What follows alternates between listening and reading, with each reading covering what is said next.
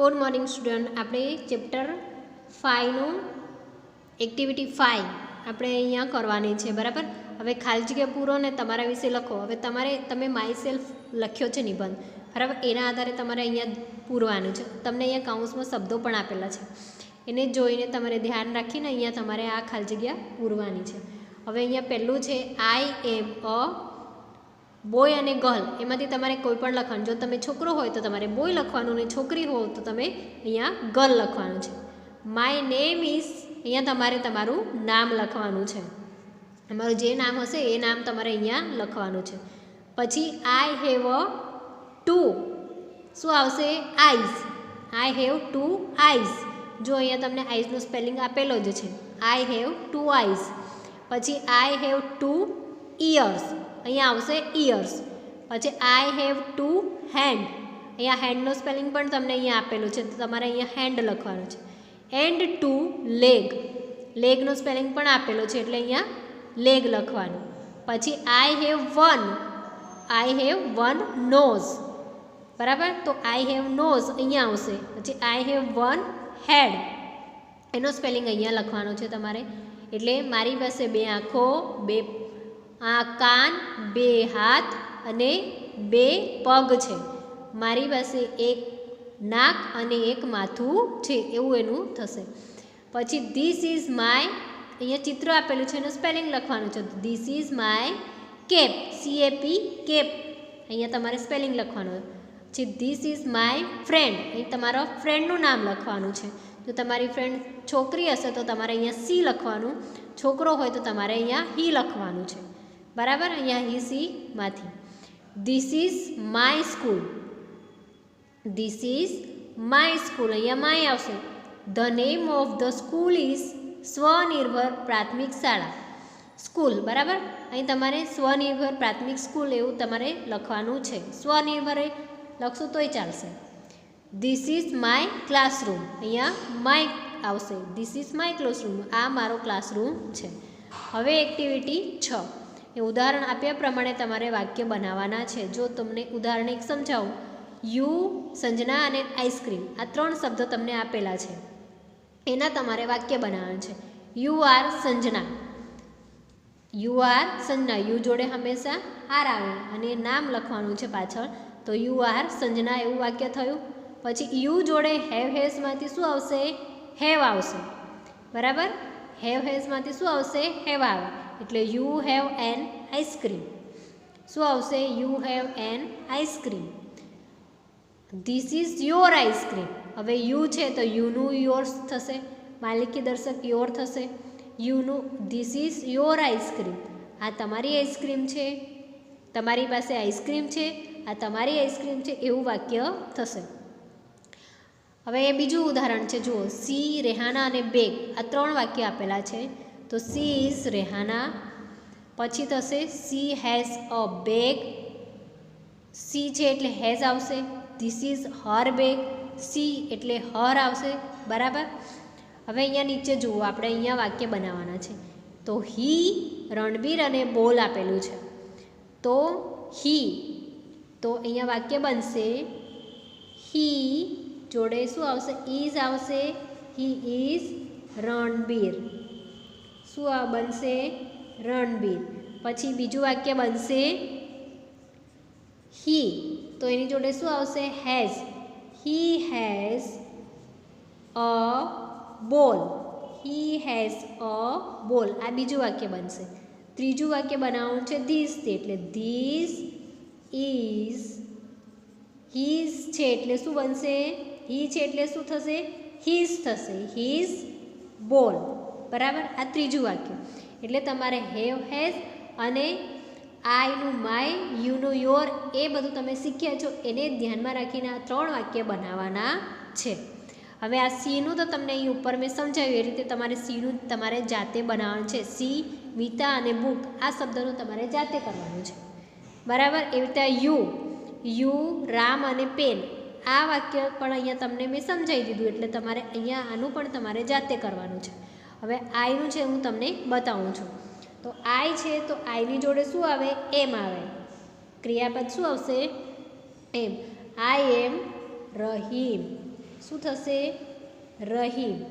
હવે આઈ છે તો આઈની જોડે શું આવશે? Have. I have a pencil. આઈની જોડે હેવ આવે ને. પછી આવશે ધીસ, તો ધીસ ઇઝ, આઈ છે તો શું થશે? My. This is my pencil. બરાબર, આ રીતે વાક્ય બનશે. આ 2 વાક્ય મેં બનાવ્યા, બાકીના 2 તમારે જાતે કરવાના છે. હવે અહીંયા જુઓ, હાથ. હાથ એટલે શું? હેન્ડ. હાથ એટલે શું થશે? હેન્ડ. HAND, hand. પછી હથેળી એટલે પામ. હથેળી એટલે પ્લમ થશે. બરાબર. એડી એટલે હીલ. એડી એટલે હીલ. અંગૂઠો એટલે શું થશે? થંબ. અંગૂઠાને શું કહેવાશે? થંબ. HUMB, thumb. જીભ એટલે ટંગ. TONGUE, tongue.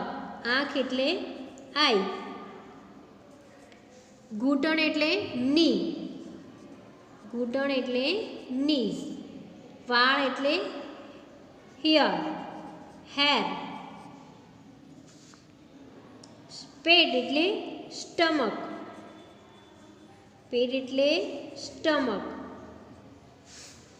ખભો એટલે શોલ્ડર.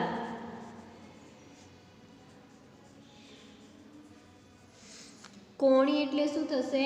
એલ્બો. કોણી એટલે એલ્બો. દાઢી એટલે બિયર્ડ થશે. દાઢી એટલે શું થશે? બિયર્ડ. BEARD, beard.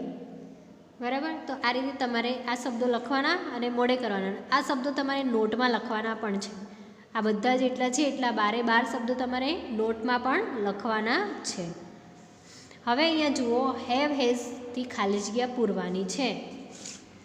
હવે અહીંયા હેવ હેઝ તમને મેં એટલું શીખવાડ્યું હતું કે આઈ અને યુ હોય તો એની જોડે હેવ મૂકવાનું, અને હી સી ઇટ હોય તો તમારે હેઝ મૂકવાનું.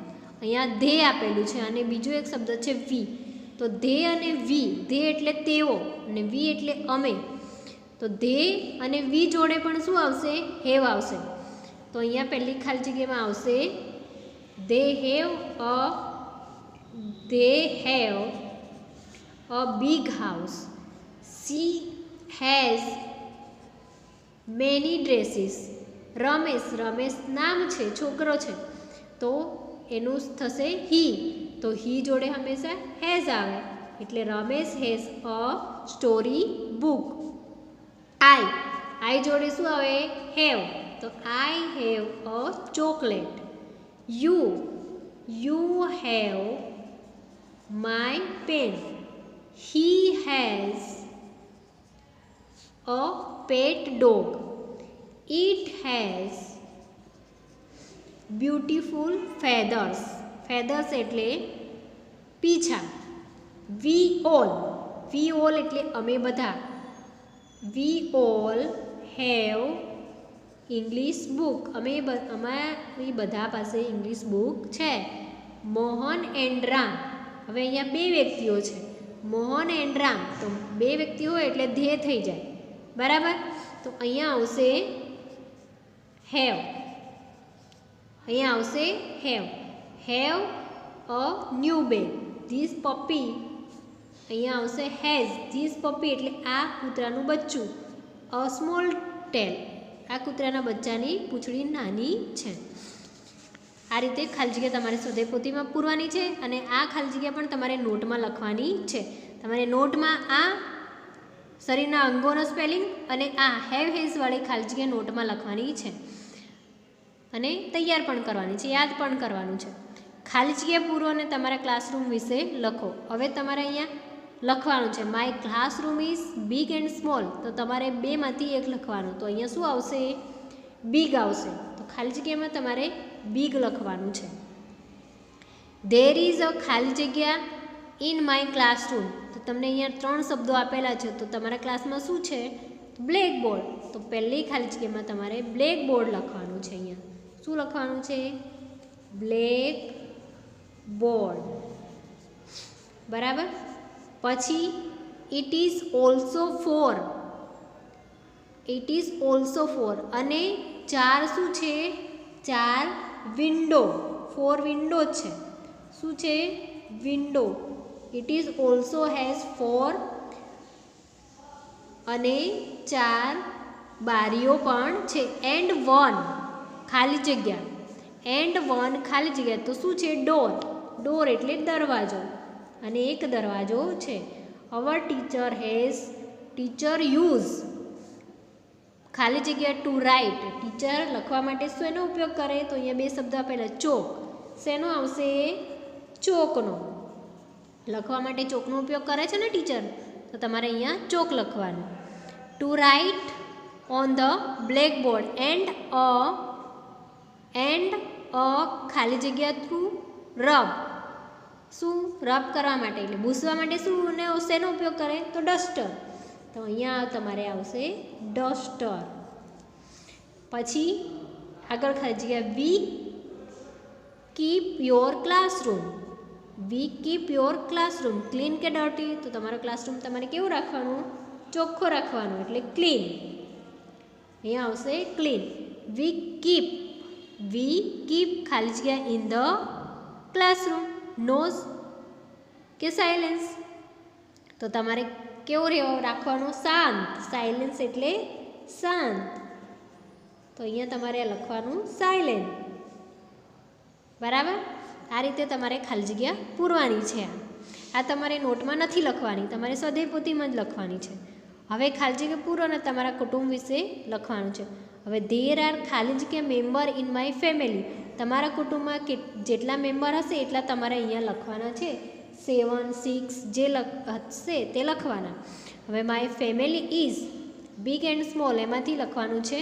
જો તમારા કુટુંબમાં 4 મેમ્બર હોય તો તમારે સ્મોલ લખવાનું, અને 4થી વધારે હોય તો તમારે અહીંયા બિગ લખવાનું. I play with my brother and sister. તમારે જેની જોડે તમે રમતા હોય, ભાઈ જોડે તો બ્રધર લખવાનું, બેન જોડે તો સિસ્ટર લખવાનું. બરાબર. વી ખાલી જગ્યા પ્લે ફાઇટ. તમે રમતા હો તો તમે પ્લે લખવાનું, અને ફાઇટ કરતા હો તો તમારે ફાઇટ લખવાનું. અહીંયા આપણે વી પ્લે, બરાબર, રમીએ છીએ એવું પ્લે લખવાનું. ટુગેધર. વી ખાલી જગ્યા ઇચ અધર. હેટ કે લવ?